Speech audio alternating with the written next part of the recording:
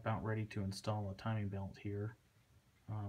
We're going to get the belt on, run around in place, and then I'm going to use the cam gear holder to tighten it down after I've got the belt on. So as you can see, I've lined the notch on the two. There's no particular reason for this, it just kind of helps me realize where it's at when I'm doing this before I start. The crank down there, I've got the pin in.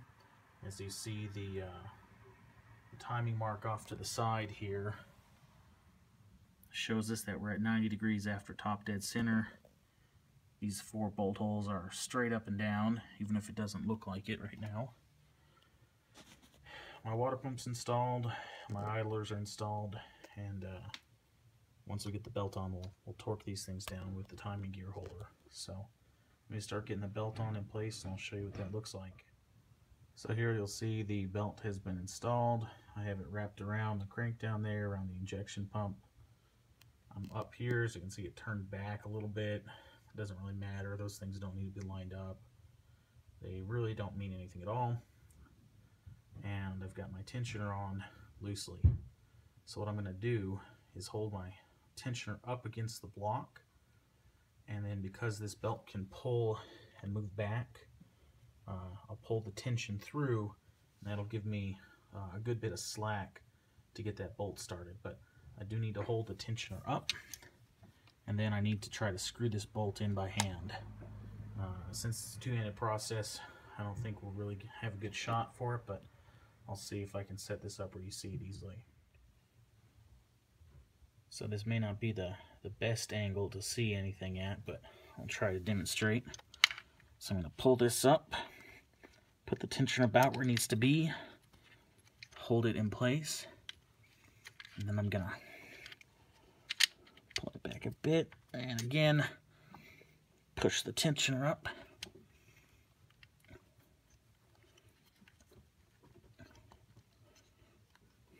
Okay, so there we go. It's on. I'm able to thread this in. I got about the right tension here, everywhere around. I'll pull the camera back now. So everything's in place. I didn't have to mess with putting the breaker bar down the crank and moving it back and forth and dealing with this guy popping. But you see I do have the marks are not aligned, which doesn't really mean anything at all. So I will get the cam gear holder on, and I will torque those bolts down, and then I'll set final tension on the belt. So there's the cam gear holder installed.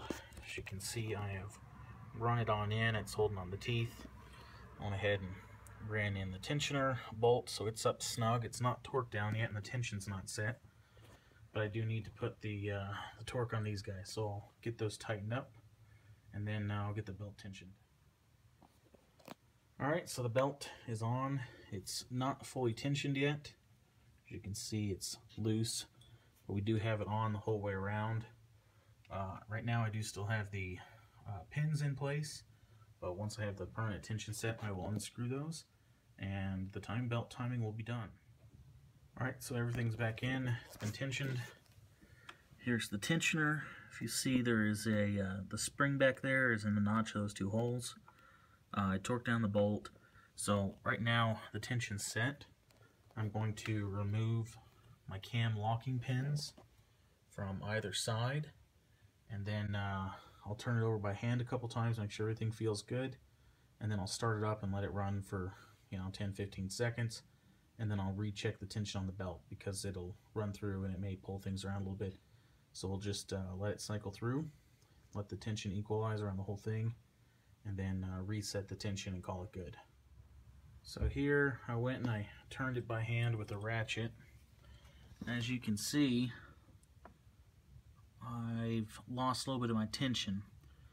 So even by just a little bit of hand rotation, it's kind of pulled around and equalized. So I'll go ahead and tighten that up, and then we'll start it up.